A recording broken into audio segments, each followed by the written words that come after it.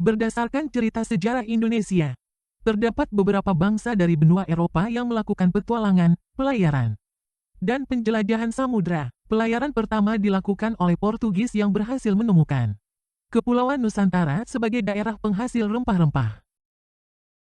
Awalnya, bangsa Portugis datang ke Malaka untuk melakukan perdagangan.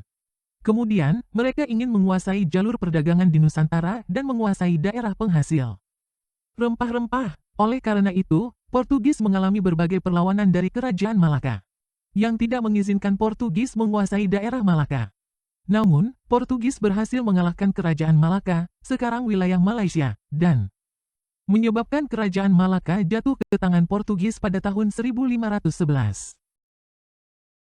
Selanjutnya, Portugis membuka kerjasama dengan kerajaan-kerajaan yang ada di wilayah Nusantara untuk perdagangan rempah-rempah, sampai pada akhirnya berhasil menemukan wilayah Maluku dan menguasainya hampir satu abad. Tahun 1512 sampai tahun 1615. Bangsa Eropa yang menyusul Portugis, yaitu bangsa Spanyol. Tujuan kedatangan mereka ke wilayah timur, Indonesia, hampir sama dengan bangsa sebelumnya.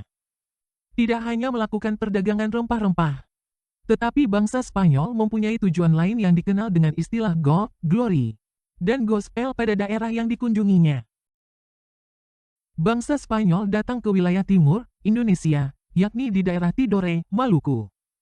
Pada saat kedatangan bangsa Spanyol tersebut, di Maluku sedang terjadi persaingan antara Kerajaan Ternate dan Kerajaan Tidore.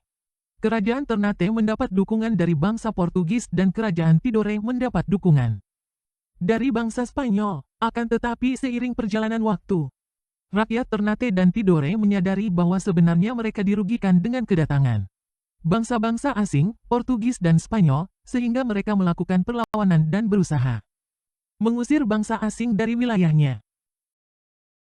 Selanjutnya, bangsa Eropa yang datang ke Indonesia, yaitu Belanda.